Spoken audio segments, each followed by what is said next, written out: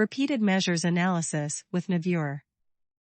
To illustrate this case, with a longitudinal data analysis, which is a special case of repeated measures, because observations are indexed in time. We will use the test data named finishing cattle. Look for this file in the test data repository. These data include the weekly weights of 15 animals in each of 4 groups, collected every 2 weeks from week 2 through week 8. The purpose of this analysis is to estimate the rate of weight gain in each group. The difference with a traditional regression analysis is not only that we have groups, but more importantly that the observations are not independent because they come in groups of 4. Each animal has 4 measurements in time. For simplicity, we will limit the demonstration to 2 groups. Move to the Group column, click the filter icon, and select Groups A and B. To perform the analysis, select the LMM button from the Univariate Statistics menu, which allows us to fit linear mixed models. In the window that appears, select weight as the response variable, group and animal as the class factors, and week as the covariate. In this module, nothing is assumed by default except for the intercept. We need to specify with which are our fixed terms and which are our random terms. Let's add the fixed terms. If we add only week, we fit a straight line to all the data, regardless of the groups to which the animals belong. Fitting such a model assumes that there is no group effect on weight. If we add week and group, we fit 2 parallel lines, which can be superimposed. If we want to have the freedom to fit different lines for each group, we need to add a term called interaction group by week to the list. Now we need to tell the program that observations come in packages. The packages are the animals that will be included as a random effect for this purpose. Let's proceed with the analysis and wait for the results. There is an interesting result because there is a significant interaction of week by group, which implies that the rate of weight gain depends on the group. In addition, the non-significant main effective group implies that there was no difference in average weight between groups at baseline, which is good news.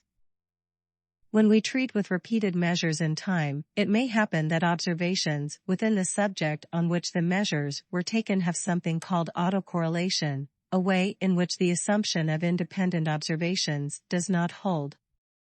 Including the animal as a random effect tries to deal with the lack of independence, but it may not be enough. Let's see if we need an autocorrelation function to model the lack of independence, or if the random effect of the animal is enough. We rerun the LMM model. All the previous settings remain, since we haven't changed the data set. But now we need to click on the correlation function. By default, the independent errors option is selected. We will select AR1, autoregressive correlation of order 1. There are other options, but this is a common one for longitudinal data. When we select the correlation function, we are asked for the stratum in which the observations were made. In this case, the stratum is animal. We should also specify the order in which the observations were made. If we don't specify the order variable, the software assumes the order in the data file, which is not always the correct one. We choose week for the order variable. Before leaving this dialog form, we will go to the Output tab to request the table of fixed effects coefficients. This table contains the estimates that we typically want to examine in a regression analysis. Now press OK to continue and wait for the process to finish to display the results. How do we know the addition of a correlation function was useful? There comes to our help to indices, AIC, Akaike Information Criterion, and BIC, Bayesian Information Criterion.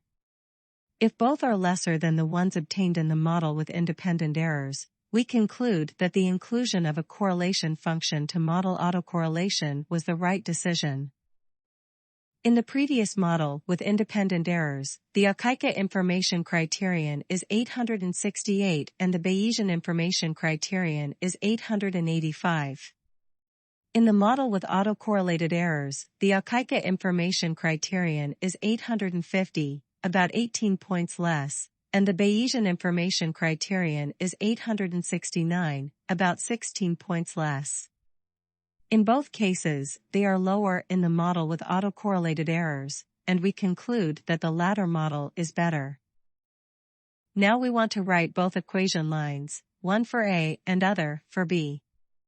To do this, we look at the fixed effects coefficients table. The first two coefficients are the intercept and slope of the regression line for group A. The third and fourth coefficients are the constants we must add to the intercept and slope of A to obtain the regression line for group B. These lines can be visualized by rerunning the last model. You don't need to change any of the settings in the first dialog box.